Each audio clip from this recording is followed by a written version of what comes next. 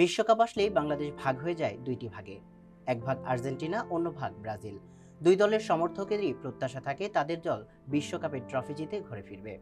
এর উন্মাদনা ছড়িয়ে যায় দুই দলের মধ্যেই। কারো স্বপ্ন টিকে থাকে, কারো আবার ভেস্তে যায়। প্রকৃতির নিয়ম যে এমনই, সবাইকে একসাথে খুশি করাও সম্ভব নয়। ঠিক তেমনি দুই মেরুর দুই অতিথিদের নিয়ে আজকে আমাদের এন্টারটিভির স্পেশাল এপিসোড শুরু হচ্ছে। সবাইকে স্বাগত জানিয়ে সাথে আছি আমি সামিউল ইসলাম। আমার ডান দিকটায় রয়েছে নির্ঝর এবং আমার বাম দিকটায় রয়েছে ঋতু। আহ, দর্শক, আমাদের এন্টারটিভির স্পেশাল এপিসোডে প্রথমে আমরা কথা বলবো হচ্ছে যে ব্যক্তিগত বিষয় নিয়ে। প্রথমে আমরা চলে যাব ঋতু শেখের কাছে, এবং ঋতু শেখ আজকে হচ্ছে যে আর্জেন্টিনার সমর্থক হয়ে আমাদের এই সেটে উপস্থিত আছেন। ঋতু, কেমন আছেন আপনি? কিন্তু ভাই আলহামদুলিল্লাহ ভালো। আপনি কেমন আছেন? আমি তো আলহামদুলিল্লাহ ভালো। আর সুন্দরী একজন রমণী আমার সামনে হচ্ছে আর্জেন্টিনা জার্সি পরে বসে আছে। উফ, জাস্ট ওয়াও লাগতেছে। তো আমার মন তো আরো ভালো হয়ে গেছে। আসলে এই যে আর্জেন্টিনার সামনে ম্যাচ, এটা আসলে কি আপনারা কি জিততে পারবেন, কি ভেবেছেন? আমরা বেসিক্যালি যারা আর্জেন্টিনা সমর্থন করি, আমরা তো এই পর্যন্ত বিগত যে ম্যাচগুলো আপনারা সবাই তো আমরা জানি, আমরা অবগত আছি। সো নেক্সট ম্যাচ নিয়ে আশাবাদী, নিশ্চয়ই ভালো কিছু আমাদের জন্য অপেক্ষা আচ্ছা, করছে। কারণ ঋতু শেখ কিন্তু হচ্ছে আবার ক্রীড়া বিশ্লেষক, তাই না? বলতে পারেন। আচ্ছা, এখন কি কাজ করা হচ্ছে ঋতু? এখন পড়াশোনাও চলছে, বিবিএ করছি, প্লাস পাশাপাশি নিউজে আছি, ইন্টার্নশিপ চলছে। ইন্টার্নশিপ জি চলছে। জি। কোন ডিপার্টমেন্টে নিয়েছে? আমি অ্যাকচুয়ালি এখন স্পোর্টসে আছি। স্পোর্টসে। আচ্ছা, তাহলে আমরা একজন ভালো ক্রীড়া বিশ্লেষককে পেয়েছি, যদিও ট্রেনে, তাও দেখি যাচাই বাছাই করে কি পাই আর কি। হ্যাঁ জি। আচ্ছা, ঋতু শেখ আসলে এই যে চাকরি জীবন, পড়াশোনা জীবন কিভাবে মেনটেন করে? মেইনটেইন বলতে আম্মু অনেকটা হেল্প করে সবকিছুতে। আম্মুর সাপোর্টটা যেভাবে মানে এটা অতুলনীয়। এটা আমার নিউজে আসার পেছনে যদি কারো খুব বড় অবদান থাকে সেটা মানে আমার আম্মুর নামই সবার আগে আসে। তারপরে যদি কেউ থাকে সেটা আমার ছোট বোন।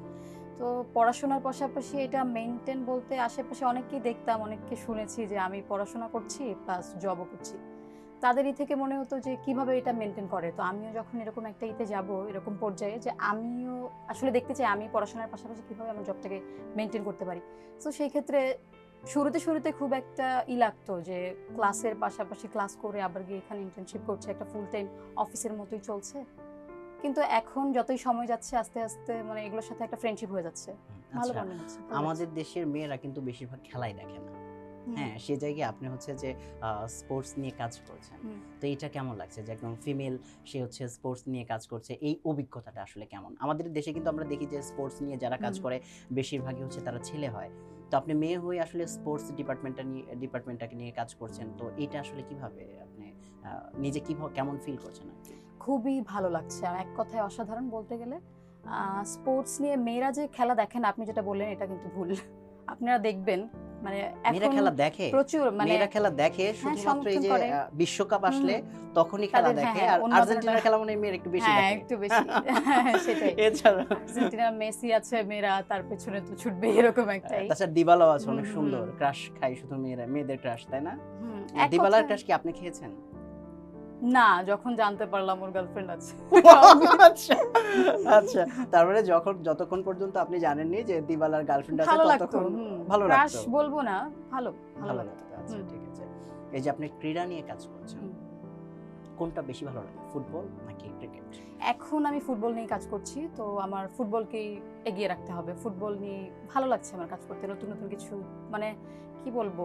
খেলা নিয়ে মনে হয় অন্যান্য যে সেক্টরগুলো আছে নিউজের, খেলা নিয়ে আমি মনে করি এটা অন্যান্য সেক্টর থেকে আমার কাছে যেটা মনে হয় এগিয়ে আছে। প্লাস হচ্ছে এইটা নিয়ে কাজ করলে নিত্য নতুন মানে অনেক কিছুই করে। মানে একটা ভেতরে একটা কিউরিয়াস জাগে না যে নিউজ মানে খেলা নিয়ে যখন অনেকে বলে যে মেয়েরা কেন খেলা নিয়ে নিউজ করছে, মেয়েরা তো এটার বিষয়ে অত কিছু জানে না, বা তুমি বা মেয়ে হয়ে এটা নিয়ে যে করতেছো, কাজ করছো, কিভাবে কি মেনটেন করো এটাই। তা আমার কথা হচ্ছে যেহেতু সবার কাছে এটা চ্যালেঞ্জিং একটাই, সো এটা করে দেখতে চাই এটা কেমন লাগে। তো এখন যে চলছে ভালোই চলছে সবকিছু। তো ঋতু শেখ, হ্যাঁ, হুম। মানে কয়টা প্রেম করেছেন এখন পর্যন্ত? এত সুন্দর একটা রমণী, তার উপর আবার স্পোর্টস করছে। স্পোর্টসে তো অনেক ছেলেদের আনাগোনা। তো সেখানে কেমন মানে? কয়টা প্রেম করেছি এইটা তো আসলে ওরকম করেই করা যাবে না। কিন্তু প্রেম নিয়ে এখন আমার মধ্যে মানে তেমন কোনো হচ্ছে না, কারণ আশেপাশে যেরকমই শুনি মানে আমার এই বিষয়টা থেকে কেন যেন আগ্রহ ওরকম করে না, মানে বিশ্বাস জিনিসটা কেমন যেন মানুষের মধ্যে থেকে হারিয়ে যাচ্ছে, যেরকম আর কি আশেপাশে দেখি। ধোঁকা খেয়েছিলেন কারো মা- কাছে? না না, আমি ধোকা খাইনি। তাহলে আমি বিশ্বাস কেন মানুষের, হারিয়ে যাচ্ছে? আমি আমার আশেপাশেরই থেকে আমার ফ্রেন্ডদের থেকে শুনি যারা মানে এই, ফ্রেন্ডরা বেশি বেশি ধোঁকা খাচ্ছে? হ্যাঁ অনেক, আচ্ছা, মানে এখনকার এগুলো মনে হচ্ছে এরকম যে ধোকাই খাচ্ছে। ফ্রেন্ডরা ধোঁকা খাচ্ছে, So- সেই থেকে দেখে ঋতু শেখ সাবধান। হুম। এখন চিন্তা করছি যে ভালো কেউ মানে অপেক্ষা করছি যে আপনি নিশ্চয়ই যে আমার জন্য ভালো কিছু স্পোর্টস বের নিয়ে করছে। কাজ করেন, আপনাকে কি সামটাইমস বাইরে যেতে হয়? যেমন এখন তো বিশ্বকাপ হুম। চলছে, তো খেলার কোনো নিউজ কাভারেজের জন্য আপনি বাইরে যান কিনা, বা যখন ক্রিকেট হয়, হুম। আমাদের দেশে তো বাংলাদেশ ক্রিকেট ভালো খেলে হ্যাঁ হ্যাঁ ভালো মোটামুটি, খেলে। তো সেক্ষেত্রে কি আপনাকে স্টেডিয়াম পর্যন্ত যেতে হয় কিনা যে নিউজগুলো কালেক্ট করতে, বা আপনি কিভাবে এটাকে?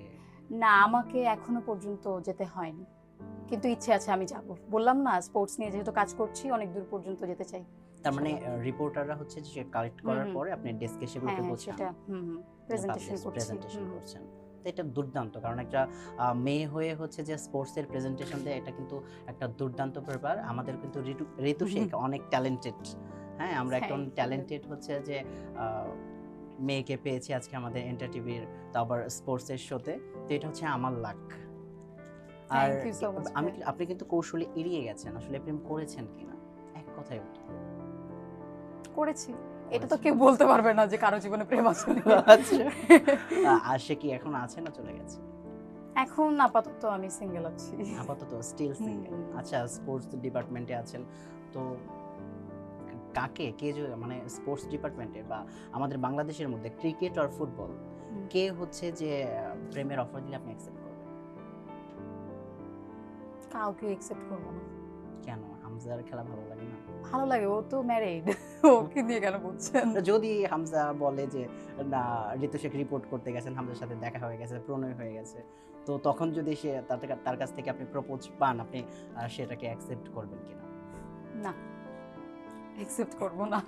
আচ্ছা, আজকে ধরেন আপনাদের সামনে ম্যাচ আছে, সেটা আপনারা জিতবেন, আপনারা আশাবাদী, এবং হচ্ছে আপনারা আশাবাদী যে আপনারা বিশ্বকাপ নেবেন, কিন্তু এই যে আপনাদের যে একটা প্রতিপক্ষ, যাকে সবসময় আপনারা হচ্ছে খোঁচা দেন, বা যাকে নিয়ে কথা বলেন, বা যার সাথে তর্কে জড়ান, বিতর্কে জড়ান, ইতিপূর্বে আমরা ইন্টার টিভির এপিসোডগুলোতেও দেখেছি যে আমরা আমাদের কড়া খোঁচা একটা রাউন্ড ছিল, উভয় পক্ষকে খোঁচা দিয়েছে, হ্যাঁ, ব্রাজিল আর্জেন্টিনা। তো আসলে ব্রাজিল তো হচ্ছে যে হেরে, নরওয়ের কাছে হেরে হচ্ছে যে বিশ্বকাপ থেকে বিদায় নিয়েছে, তো এই বিষয়টা আপনি আসলে কিভাবে দেখছেন? আমার কাছেও এটা খুবই দুঃখজনক, কারণ আমরা যারা খেলা ভালোবাসি, আমরা কোনো খেলোয়াড়কে আর কি তেমনভাবে নিজেরা কটাক্ষ করে ওরকম চোখে দেখতে পারি না, বা ওরকম করে। নেইমারকে নিয়ে যদি বলি, তার কান্না দেখে আমারও খুবই খারাপ লেগেছে লাস্ট ম্যাচে আমরা যেটা দেখলাম। আর বাংলাদেশে যদি আপনি দেখেন, ব্রাজিল আর্জেন্টিনার উন্মাদনাটা কিন্তু অন্যান্য দলের চাইতে খুব বেশি। এই দুইটা দল নিয়ে কিন্তু বাংলাদেশ বেসিক্যালি মানে বিভক্ত, ওদের নিয়েই খুব চলে। আর যেহেতু আমাকে প্রশ্ন করেছেন যে ওদের ইটাকে কিভাবে দেখছি, লাস্ট ম্যাচে যেরকম দেখলাম নরওয়ে ছিল ওদের প্রতিপক্ষ, সেখানে পেনাল্টিটা যে মিস করলো, সেখানেও যদি একটু ভালোভাবে তারা ওইটা ইউজ করতে পারতো, তাহলে ব্রাজিলের জন্য ভালো কিছু। আর ঋতু শেখ, আপনার কাছে আমরা আবারও ফিরবো, আমরা একটু চলে যাব নির্ঝরের কাছে। নির্ঝর, আপনি কেমন আছেন? ভালো থাকার চেষ্টা করছি। ভালো থাকার চেষ্টা করছেন? ভালো নেই সত্যিকার অর্থে? সত্যিকার অর্থেই গতকাল রাত থেকে এখন পর্যন্ত মানসিকভাবে ভালো নেই। নির্ঝর পেশায় কি করেন? আমি পেশাগতভাবে ব্যবসায়ী, আর নিউজ প্রেজেন্টার হিসেবে আছি একটি স্যাটেলাইট চ্যানেলে। নিউজ প্রেজেন্টার হিসেবে আছেন। আসলে নিউজ প্রেজেন্টেশন করতে গেলে মানে চ্যালেঞ্জিং সব থেকে বেশি। নিউজ প্রেজেন্টার হতে গেলে আমার কাছে যেটা চ্যালেঞ্জিং মনে হয় সেটা হলো অনেক কিছু করা যায় না, নিজের অনেক ইমোশনগুলোর বহিঃপ্রকাশ ঘটানো যায় না, সব সময় নিউট্রাল থাকতে হয়। কিন্তু একজন মানুষের পক্ষে তো আর 24 ঘন্টা নিউট্রাল থাকা সম্ভব না, সে তো কোনো না কোনো একটা পক্ষের সবসময় নিরপেক্ষ থাকাটা কঠিন হয়ে পড়ে। এটা একটা চ্যালেঞ্জিং বিষয়। মানে আমি খুব বেসিক বিষয়ে গেলামই না, যে উচ্চারণ ভালো হতে হয়, দেখতে সুন্দর হতে হয়, এক্সপ্রেশন ভালো হতে হয়, এসবে আমি গেলামই না, ওগুলো তো বেসিক। এই যে জায়গাটা যে মেইনটেইন করতে হয়, এই জায়গাগুলো আমার কাছে চ্যালেঞ্জিং মনে হয়। আচ্ছা, কোন পরিচয়টা দিতে খুব বেশি স্বাচ্ছন্দ্য বোধ করেন, সংবাদ উপস্থাপক নাকি ব্যবসায়ী? সংবাদ উপস্থাপক। সংবাদ উপস্থাপক। তো আসলে নির্ঝর আমরা সকাল থেকেই দেখেছি, কালকে রাত্রেও আপনার সাথে আমার দেখা হয়েছিল ঢাকা বিশ্ববিদ্যালয়ে। তো হচ্ছে যে তখনও আপনার সাথে আমার কথা হয়েছে এবং সকালে আমি সকাল থেকেই দেখছি যে বিভিন্ন সোশ্যাল মিডিয়া প্লাস হচ্ছে যে আমাদের ভেরিফাইড যে গণমাধ্যমগুলো আছে বাংলাদেশের ভালো ভালো সব গণমাধ্যমেই আপনার একটা ভিডিও মানে ঘুরে বেড়াচ্ছে। সেটা হচ্ছে যে আপনি ম্যাচটা হারার পর অঝরে কাঁদছিলেন, মানে যখন হচ্ছে যে ব্রাজিল ম্যাচটা হারে আপনি অঝরে কাঁদছিলেন। তো আসলে মানে আমারও কালকে হচ্ছে যে আমিও কালকে টিএসসিতে ছিলাম, আমার খুব খারাপ লেগেছে। বাট আসলে এটা অনেকেই বলছে যে আপনি একটু অভিনয় করে কেঁদেছেন ভাইরাল হওয়ার জন্য, নাকি কি ছিল মানে সত্যিকার অর্থেই আসলে? যারা আমাকে ব্যক্তিগতভাবে জানে বা চেনে তারা জানে যে আমি একটা ইমোশনলেস মানুষ, এবং আমি আমার অনেক কাছের মানুষকে বলি যে 4 বছরে একবারই আমার চোখে জল আসে, যখন ব্রাজিল বিশ্বকাপ থেকে বিদায় নেয়। তো প্রতিবারই হচ্ছে আমি মানে খেলা দেখি বাসায় টেলিভিশন স্ক্রিনে। এবারই প্রথম বড় পর্দায় দেখতে টিএসসিতে গিয়েছিলাম। তো প্রতিবার ম্যাচ শেষে যে কান্নাটা করি, নিজের রুমে বসে কান্না করি, কেউ দেখতে পায় না। এবার খেলা শেষে আজকেই তো রাতে মানে আমি অনেকক্ষণ চেষ্টা করেছি, আমার সাথে আমার অনেক বন্ধুরা ছিল, অনেকক্ষণ চেষ্টা করেছি নিজেকে সামলে রাখতে, সামলে রেখেছিও। বিজয় ৭১ হলে খেলা দেখেছি, ওখান থেকে হেঁটে হেঁটে অনেকটা পথ এসেছি নিজেকে সামলেই, কিন্তু একটা পর্যায়ে এসে মানে আমি আর ধরে রাখতে পারছিলাম না নিজেকে। একটা খুব নিরিবিলি জায়গায়, ওই হাকিম চত্বরের দিকে একটা গেট আছে, ওইখানটাতে নিরিবিলি একটা জায়গাতে আমি কাঁদছিলাম। হঠাৎ করে কোথা থেকে কতগুলো ক্যামেরা আসলো, কত মানুষ আসলো, একজন ছেলেকে দেখলাম আমাকে জড়িয়েও ধরে আছে। আপনি এখনো কাঁদছেন? আমি মানে আমি ওনাকে চিনিও না, মানে যিনি তখন আমাকে জড়িয়ে ধরেছিলেন আমি ওনার চেহারাও দেখি নাই। আমি পরবর্তীতে যখন মানে ভিডিওটা আসলো সোশ্যাল মিডিয়াতে, তখন আমি দেখলাম যে আমি আসলে কার কাঁধে মাথা রেখে কাঁদলাম, কে আমাকে জড়িয়ে ধরে থাকলো, সব আমি পরে ভিডিওতে দেখলাম। হাকিম চত্বরের গেট থেকে রাজু ভাস্কর্য পর্যন্ত আমি কিভাবে গেলাম আমি জানিও না, কারা নিয়ে গেল। এবং ওখানে কিন্তু আমার কোনো বন্ধু ছিল না, যে কজন মানুষ আমার সাথে ছিল আমি কাউকে চিনি না। তো এটা খুব দুঃখজনক ছিল। পরবর্তীতে মানে অনেকের কমেন্ট সেকশন দেখেছি যে অনেকে বলছে যে এটা নাটক ছিল কিনা। অনেক মানে অপরিচিত না, আমার পরিচিত মানুষের মাঝেও যারা আমাকে খুব ভালো করে চেনে তারাও বলছে এটা নাটক ছিল কিনা। আমি আসলে এটা যে নাটক ছিল কি ছিল না এই প্রশ্নের উত্তর যে দিব, এই উত্তর দেওয়ার মতন মানসিকতায় আমি নাই। আমি ইনবক্সে কাউকেই বলি নাই যে এটা কি হ্যাঁ না কি বলবো। মানে এখন সোশ্যাল মিডিয়াটা এরকম অবস্থা হয়েছে, এখানে ফেক জিনিস এত ঘুরে বেড়ায়, ফেক জিনিসের মাঝখানে আপনাকে রিয়েল জিনিসও নাটক মনে হবে। না, আমিও দেখছিলাম যে আমারও অনেক কাছের মানুষকে দেখছিলাম যে আপনার ভিডিওটাকে শেয়ার দিয়ে হচ্ছে লিখছিল। অনেকেই হয়তোবা যারা আপনাকে চেনে না তারাও হচ্ছে যে শেয়ার দিয়ে লিখছিল যে হয়তোবা মানে ভাইরাল হওয়ার জন্যই আপনি এটা করেছেন। তো আসলে এই যে ব্রাজিলের প্রতি আপনার যে এতটা ভালোবাসা, হ্যাঁ এতটা ভালোবাসা, আসলে এই ভালোবাসাটা তৈরি হলো কিভাবে? মানে থাকে না একটা জায়গা থেকে যে তাদের কোন জিনিসটার জন্য আপনার এতটা ভালো লাগে? আমি ভালোবাসার ক্ষেত্রে একটা কথা বিশ্বাস করি যে কোনো কিছু দেখে কখনো ভালোবাসা সৃষ্টি হওয়া উচিত না, তাহলে পরবর্তীতে যখন ওই জিনিসটা থাকে না তাহলে তো ভালোবাসাও থাকার কথা না। ব্রাজিলের প্রতি আমার ভালোবাসা কেন তৈরি হয়েছে আমি জানি না। অনেকে বলতে পারে 5টা কাপ দেখে তৈরি হয়েছে। ব্রাজিলকে আমি পছন্দ করি ছোটবেলা থেকে, যখন আমি 5টা এই স্টারের অর্থও বুঝি না। আপনার গলা এবং ঠোঁট এখন কাঁপছে। আজ সারাদিনই এমন ছিল, মানে এই শুনতে নাটকের মতো মনে হয়, বাট আমি তো বুঝতে পারছি যে আমি একটা ট্রমার ভেতর দিয়ে আছি এখনো স্টিল। মানে এখনো মানে আমি যদি ভাবি যে ওয়ার্ল্ড কাপটা আছে কিন্তু ব্রাজিল নাই, এটা মেনে নেওয়াটা কষ্ট আমার জন্য। আমি ব্রাজিলকে কেন ভালোবাসি আমি সত্যিকার অর্থে বলতে পারবো না। আপনি আমাকে যদি বলেন যে নেইমারকে দেখে কিনা কিংবা 5টা কাপ দেখে কিনা, তো না, বলবো না। অনেকেই তো হচ্ছে যে ব্রাজিলের কাপ দেখে তাদেরকে ভালোবাসে, অনেকেই হচ্ছে কাপ দেখে নেইমারের যারা খেলা, ভালোবাসে ওটা তো স্বার্থের নেইমারের খেলা ভালোবাসা। ভালো লাগে এই জন্য ভালোবাসে, অনেকে আবার ইদানিং আমরা দেখছি যে ভিনিকেও পছন্দ করছে। হ্যাঁ, ইদানিং ভিনি ভালো খেলেছে, নেইমারের জায়গাটা নেওয়ার একটা সুযোগ তার তৈরি হয়েছিল। তো যে ভালো খেলবে তার প্রতি একটা আলাদা নজর আসবেই। তার মানে কি এই যে কালকে যদি ভিনি না খেলে আমরা ব্রাজিলকে পছন্দ করবো না? এবার তো নেইমার খেলেনি বললেই তো চলে, যেটা খেলে সেটাকে তো খেলা বলে না। তো আমরা কি ব্রাজিলকে সমর্থন করি নাই? করেছি তো। আমার বাসায় সবাই আর্জেন্টিনা করে, আমার বাবাও আর্জেন্টিনার সাপোর্টার, আমার মাও আর্জেন্টিনার সাপোর্টার। ছোটবেলা থেকে আমি বাসায় আর্জেন্টিনা আর্জেন্টিনা চিৎকার শুনেই বড় হয়েছি। ওই জায়গা থেকে আমার ভেতরে কিভাবে ব্রাজিলের প্রতি প্রেম জন্ম নিল আমি এটার কারণ খুঁজে বের করারও চেষ্টা করিনি, আমার প্রয়োজনও পড়েনি। আচ্ছা, এখন হচ্ছে আর্জেন্টিনাও কিন্তু অনেক বছর পরে কামব্যাক করেছে, 36 বছর পর তারা হচ্ছে কাপ নিয়েছে। তো মানে ব্রাজিলের প্রতি আপনাদের এখন কতটুকু বেশি যে ব্রাজিল সামনে কামব্যাক করবে, বা ব্রাজিল যে ধারাবাহিকতা এখন খেলছে, মানে কামব্যাক করার পসিবিলিটিটা কেমন?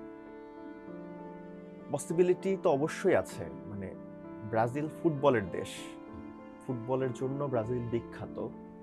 ব্রাজিল হ্যাঁ 2002 এর পর থেকে এখন পর্যন্ত কাপ জিততে না পারুক, কিন্তু ব্রাজিল তো ফুটবলকে অনেক কিছু দিয়েছে। ব্রাজিল থেকে ফুটবলের মহাতারকারা এসেছে, প্রতিবারই এসেছে, এটা তো অস্বীকার করার সুযোগ নাই। ব্রাজিল নান্দনিক ফুটবল খেলা উপহার দেয়। তো এখন খেলা তো খেলাই, দুটো শট বল জালে জড়িয়ে গেল, এর মানে তো এই না যে সারাটা খেলা ব্রাজিল খারাপ খেলেছে।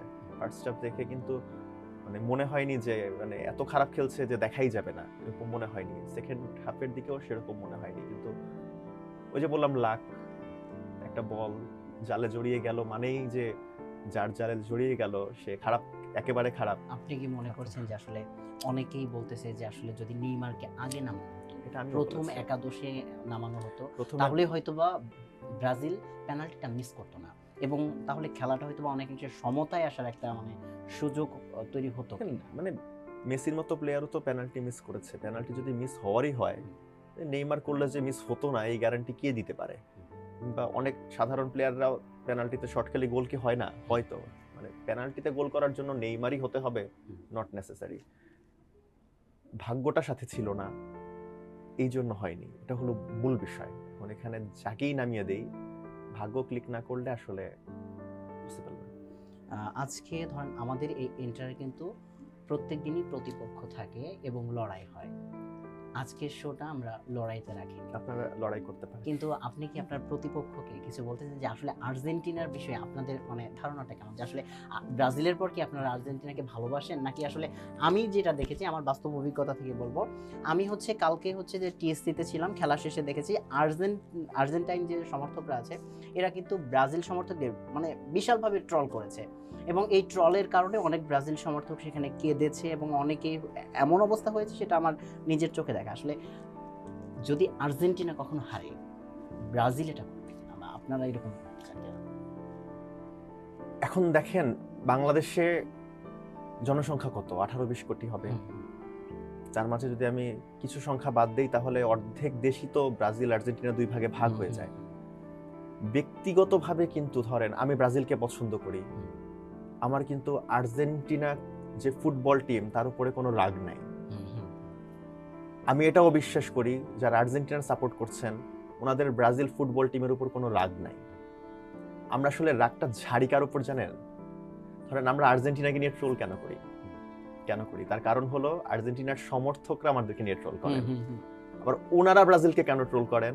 ব্রাজিলের জন্য না, কিন্তু আমরা ওনাদেরকে নিয়ে ট্রোল করি। আসলে যুদ্ধটা ওনারা আমরা করছি।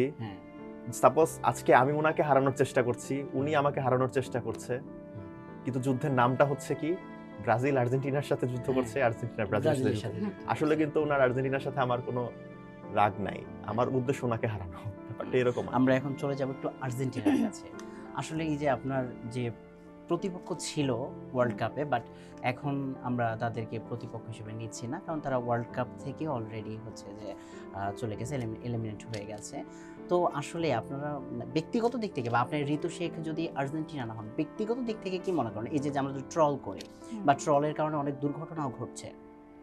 আমার চোখে দেখা যে ট্রল করছে এই জন্য দুর্ঘটনাও ঘটে যাচ্ছে। তো আমি কালকে একটা ভিডিও এসেছে আমার সামনে, তো একদম বলতেছে যে আমি এমন পরিমাণ ট্রল, যদি এরকম হয় তাহলে আমি রুম থেকে বেরোতে পারবো না। আমি ট্রল নিয়ে একটা কথা যোগ করতে চাই, সেটা হলো ধরুন খেলা নিয়ে আমরা ট্রল করি, মজা করি কতক্ষণ? এই ট্রলটা তো আসলে একটা ফানের অংশ, মানে আমাদের তো বিশ্বকাপের মজাটাই এটুকু।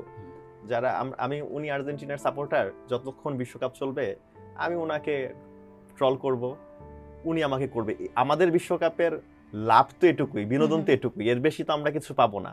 আর্জেন্টিনা কাপ জিতলে উনি কিছু পাবে, আমিও তো না। তো ওই জায়গা থেকে ট্রলটা ঠিক ততক্ষণই থাকা উচিত যতক্ষণ ব্যাপারটা ফান হিসেবে থাকে এবং অপর পক্ষটাকে নিতে পারে। এখন অপর পক্ষ যখন এখান থেকে ছিটকে যায় এবং তিনি যখন মানে কি বলবো ট্রমাটাইজ থাকে, তখনও যদি ট্রলটা অব্যাহত থাকে তখন ওটার মজার বিষয়ে থাকে না, স্পোর্টসম্যানশিপ তখন আর থাকে না, তখন ওটা ক্ষতিকর দিকে চলে যায়। অনেকে নিতে পারে না, অনেকে সুইসাইডও করে। এর দায়ভার নেবে কে? আপনি আমাকে ততক্ষণ পর্যন্ত ট্রল করতে পারেন এই যতক্ষণ বিষয়ে পর্যন্ত আমরা আমি জবাব দিব। আরো একটু জানবো ঋতু শেখের কাছে। তো আপনার প্রতিপক্ষ যে ব্রাজিল, তো উনি কিন্তু খুব সুন্দর কথা বলেছেন, এখন আপনি কি মানে এটা নিয়ে একটু বলবেন? ভাইয়া যেমনটা বললো, আপনিও বললেন যে অনেক সময় এইসব থেকে নানা রকম মানে খারাপ কিছু হয়ে যায়, অনেক এইসব তর্ক বিতর্ক থেকে। আমি কিছুদিন আগে ফোন স্ক্রল করছিলাম, দেখলাম ব্রাজিলের একজন ফ্যান আর্জেন্টিনার একজন ফ্যানকে মেরে ফেলেছে, এরকম মানে কোথায় দেখেছি তেমনটা মনে পড়ছে না।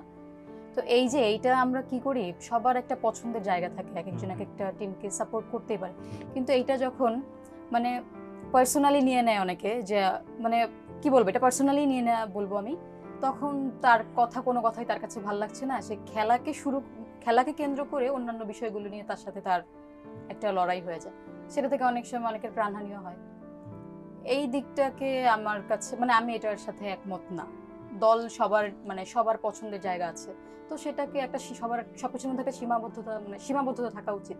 সেটা যদি লিমিট ক্রস করে আমরা যদি মানুষকে পার্সোনালি আঘাত করি বা তাকে মানে হত্যা করার যে বিষয়টা বললাম আমি আপনাকে, সো এটা আসলে আমাদের জন্য কাম্য নয়। আমাদের প্রত্যেকেরই উচিত যার যার জায়গা থেকে সবার পছন্দের জায়গায় সবার দলকে ভালোবাসা, বাট এটা এরকম না যে এটাকে কাজে লাগিয়ে আমরা অন্য কাউকে মানে কোনো ক্ষতি করব বা এরকম আর কি, এটা করা উচিত না। গতকালকে আমি টিএসসিতে দেখেছি যে দুইটা মেয়ে, তারা হচ্ছে যে ব্রাজিলের খেলা তারা উপভোগ করতে এসেছে। তারা ঢাকা বিশ্ববিদ্যালয়ের না, বাইরে থেকে এসেছে আর কি। তো তারা যখন মানে একটা মিডিয়াতে ইন্টারভিউ দিচ্ছিল ঠিক সেই সময়টাই হচ্ছে যে এই ব্রাজিল দুটো গোল খেয়ে যায়।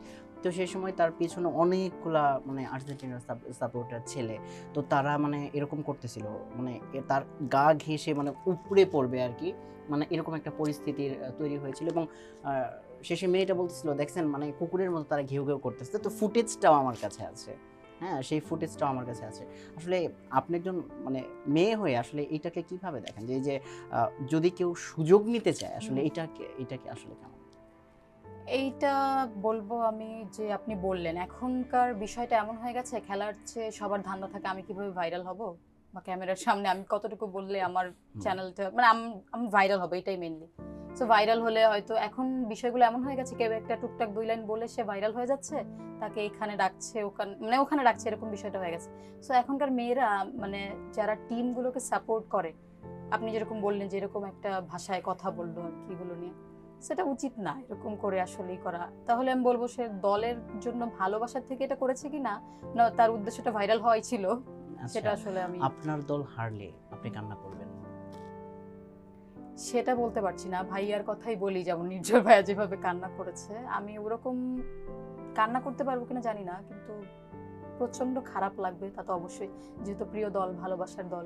আর আপনি নির্ঝর ভাইয়ের কান্নাটা সকালে দেখেছিলেন কিনা? আপনি যেহেতু দেখেছি। টিএসসিতে যান নাই বা হয়তো বা রাতেই পেয়েছেন, আমি মনে হয় ভোরের দিকে পেয়েছি। তো আসলে এইটা আসলে মানে আপনি যখন প্রথম পেয়েছেন এটা আপনার কাছে মানে কি মনে হয়েছিল? আমার কাছে খারাপ লেগেছে। ভাইয়াকে যদিও আমি এমনি মানে চিনি আমি ওনাকে আর কি, এখানে এমনিও আগে থেকে। সো এরকম একটা ভিডিও দেখার পর আমি চাচ্ছিলাম মন থেকে ব্রাজিল সামনে এগিয়ে যাক। অনেকে বলে না যে আজকে হেরে গেছে, বা অনেকে আশাবাদী ছিল যে আজকে ব্রাজিল হেরে যাবে আর্জেন্টিনার সাথে, মানে সামনে এই 16 ম্যাচে এখানেই তারা হয়ে যায় আমরা তাদের যদি একটু নির্ঝর ভাইয়ের দিকে যাই, নির্ঝর ভাই কিন্তু এখনো অঝরে অঝরে কান্না করছে। তো হচ্ছে যে আসলেই কান্নার কিছু নাই, হার জিত চিরদিন থাকবে, তবুও জি এগিয়ে ভাই, যেতেই জি। হবে, বাধা বিঘ্ন না পেরিয়ে। বড় হয়েছে কে কবে। হ্যাঁ, তো সবারই একদিন হার আসবে, জিত আসবে।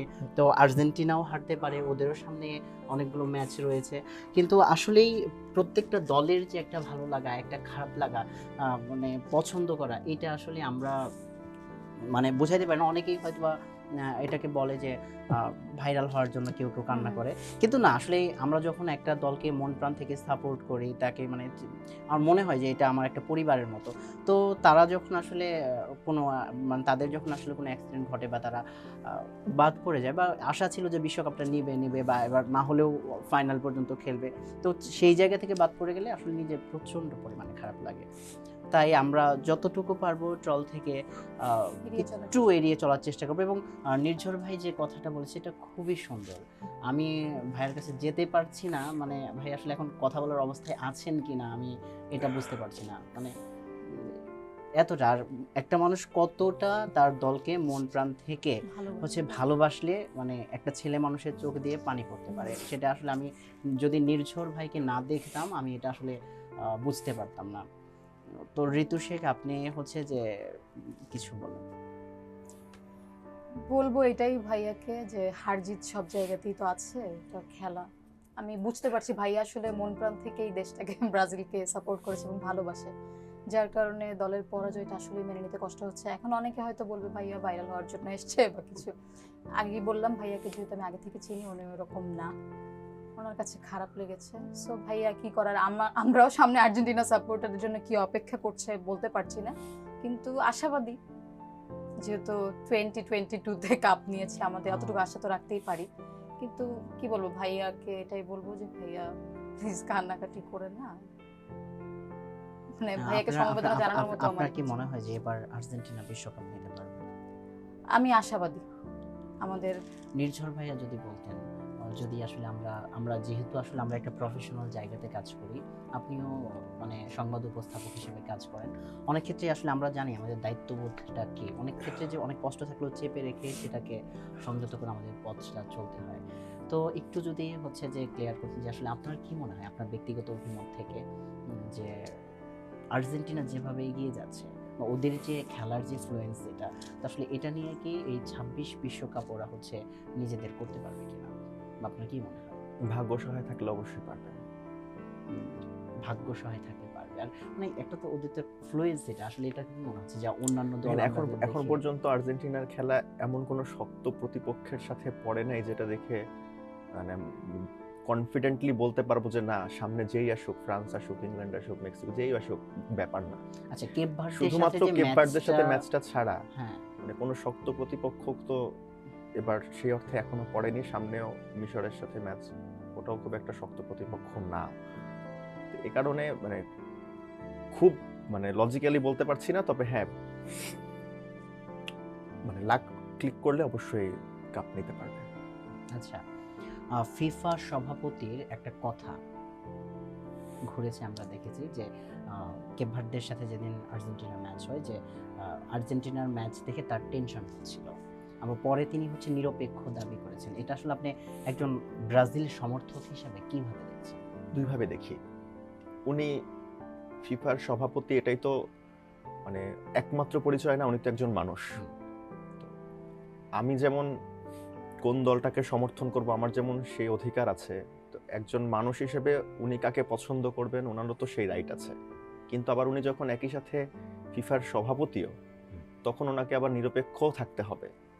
হ্যাঁ, তা আমি আপনাকে শুরুতে বললাম না যে এই জায়গাটা খুব কঠিন, যে আমার প্রফেশনাল জায়গা থেকে আমাকে নিরপেক্ষ থাকতে হবে, কিন্তু আমি একজন মানুষ, অন্যজনের মতন আমারও কিছু চয়েস আছে, সেটাকে আমি চাইলে মেরে ফেলতে পারি না, সেটার বহিঃপ্রকাশ কোনো না কোনোভাবে আসবেই। ফিফার সভাপতি মেসিকে পছন্দ করেন, মেসি গোল করলে ওনার ভালো লাগে, আর্জেন্টিনা হেরে গেলে উনি কষ্ট পান, এটা ওনার ব্যক্তিগত চয়েস। আমরা আশা করব যে প্রফেশনাল জায়গা থেকে উনি নিরপেক্ষই থাকবেন, এখন ওনার ব্যক্তিগত চয়েস নিয়ে কোনো মন্তব্য করার একদম আমার নাই। এটাকে আপনি কিভাবে দেখছেন? ভাইয়া যেমনটা বললো, উনি আসলে তো একজন মানুষ, আর ফিফার হিসেবে তো ওনার আসলে নিরপেক্ষই থাকা উচিত, ওনার নিজস্বই থেকে। হ্যাঁ, কারণ আমরা হচ্ছে পেশাগত যখন দায়িত্ব পালন করি তখন আমাদেরকে হচ্ছে যে নিরপেক্ষ থাকতে হয়, বা আমাদের দায়িত্বের যে দায়বোধটা থাকে সেটা কিন্তু আমাদেরকে পালন করতে হয়। কিন্তু দায়িত্বের দায়বোধের বাহিরেও আমরা কিন্তু একজন মানুষ, সেই মানুষের ব্যক্তিগত কোনো পছন্দ অপছন্দ কিন্তু থাকতেই পারে। আর এটা নিয়ে আসলেই যেমন এই অনুষ্ঠানের কথাই যদি আমরা ধরি, তাহলে হচ্ছে ব্রাজিলের যে কোনো সমর্থক এই অনুষ্ঠানে আসার আগেই আমাকে ফোন দেয়, বলে যে ভাইয়া আপনি কিন্তু আর্জেন্টিনা সাপোর্টার, মানে এরকম নিরপেক্ষ থাকবেন কিনা। তো আমি চেষ্টা করি যে এই অনুষ্ঠান পরিচালনার স্বার্থে সবসময় নিরপেক্ষ থাকার। আসলেই যে কারো পক্ষে বিপক্ষে সাপোর্ট করবো এরকম না, আমি যখন উপস্থাপক তখন আমি নিরপেক্ষ, বাট আমি যখন ব্যক্তিগত জীবনে আমি সামিউল, তখন আমি আমার ব্যক্তিগত পছন্দটাকেই বেছে নেব। তো নির্ঝর হয়তো বা এটাই বোঝাতে চেয়েছেন। আর আপনারা এই 2026 বিশ্বকাপ জিততে পারবেন, বা আপনার কিভাবে মনে হলো যে 2026 বিশ্বকাপ আপনারা জিততে পারবেন? ভালো খেলছে আমাদের টিম। কোথায় ভালো খেলছে? কেপ ভার্দের সাথে তো মানে কি বলবো, এক রুদ্ধ মানে রুদ্ধশ্বাস শ্বাসরুদ্ধকর একটা ম্যাচ ছিল, সেটা পরিস্থিতি অবশ্যই ছিল বলতে হবে। আর্জেন্টিনার। কেপ ভার্দের মতো টিম, হ্যাঁ, মানে অনেক সময় মানে সবাই তো হোপলেসই হয়ে গিয়েছিল একটা টাইমে যে আজকে হয়তো আর্জেন্টিনা পারবে না, হুম। কিন্তু সেখানেও তারা চমক দেখিয়ে ফেলেছে। আপনার So- আপনার আপনার বুকের বাম পাশটা তখন কেমন করছিল? খুবই ডিপ ডাউন বলে না ওরকম একটা। ডিপ ডাউন মানে টিক টিক টিক টিক করছিল আর কি। হ্যাঁ, কিন্তু আপনি বললেন কেন আশাবাদী, সো সেইখান থেকে আবার আমরা আশা বেঁধেছি বড় করে যে না, আগামী 26 বিশ্বকাপে। তবে 22 বিশ্বকাপেও কিন্তু আমরা হচ্ছে এরকম ম্যাচ দেখেছি যে আর্জেন্টিনা ড্র করেছে, আবার এক্সট্রা 30 মিনিট দিয়েছে, তারপরেও ড্র, তারপরে পেনাল্টি দিয়ে কিন্তু জিতেছে, এরকম ম্যাচ। ফ্রান্সের সাথে যে হ্যাঁ, ম্যাচটা ছিল। এরকম কিন্তু আমরা হচ্ছে যে 22 বিশ্বকাপেও দেখেছি। তো আসলে নির্ঝর ভাইয়া যেটা বলেছে যে আসলে লাক ফেভার করলে হুম। আর্জেন্টিনা কাপ নিতে পারে। আসলেই ফুটবল খেলাটা হচ্ছে যে লাকের বিষয়। আহ, এটা হচ্ছে একটা বল যদি কোনোভাবে জালে জড়িয়ে যায়, এটাকে রিকভার করা অনেক কষ্ট। হুম। মানে এটা তো আপনি একজন ক্রীড়া বিশ্লেষক হিসাবে জানেন যে ক্রিকেটে তো একটা ধারাবাহিকতা থাকে, ম্যাচটা কোন দিকে যাচ্ছে আমরা পূর্বে থেকে বুঝতে পারি যে হয়তোবা এই দিকে যাচ্ছে, আরো একটু হয়তো ভালো খেলতে হবে, অথবা না হলে এখন ছক্কা 4 মেরে উঠাতে হবে, না হলে এটাকে হুম। ওঠানো যাবে না। কিন্তু ফুটবলে কিন্তু আসলে ওরকম কোনো সিস্টেম থাকে না, তাই না? আর আপনার প্রতিপক্ষকে আপনি কি এক সান্ত্বনামূলক কিছু বলবেন কিনা, বলতে চান কিনা পরিশেষে? আসলে যেহেতু আমরা ভাইয়া- অনেকটাই হচ্ছে যে অনুষ্ঠানের শেষ পর্যায়ে চলে আসছি। ভাইয়া আসলে যেভাবে কান্নাকাটি করছে, আমি আসলে সমবেদনা দেওয়ার মতো ওরকম পাচ্ছি না, কারণ ওনার কষ্টটা ভেতর থেকে আমি খুব করে চাচ্ছি মানে ঠিক থাকতে, কিন্তু মানে আমি জানি না, হয়তো 2-1 দিন সময় লাগবে, তারপর আবার স্বাভাবিক হয়েই যাব। আমি আসলে মানে ওই বললাম না 4 বছরে একবারই আমার এই কান্নার সিজনই এটা। আমরা বুঝতে পারছি যে নিউচার আপনি একটা মেন্টাল ট্রমার মধ্য দিয়ে যাচ্ছেন। তো আমরা হচ্ছে যে গল্প করতে করতে অনেকটা সময় পার করে ফেলেছি। দর্শক, এখন আমাদেরকে বিদায় নিতে হবে। আপনাদের সাথে আবারও দেখা হবে অন্য কোনো এপিসোডে, অন্য কোনো অতিথিদেরকে সাথে নিয়ে। সে পর্যন্ত সবাই সুস্থ থাকবেন, ভালো থাকবেন, ইন্টার টিভির সাথেই থাকবেন। সবাইকে ধন্যবাদ। খোদা হাফেজ।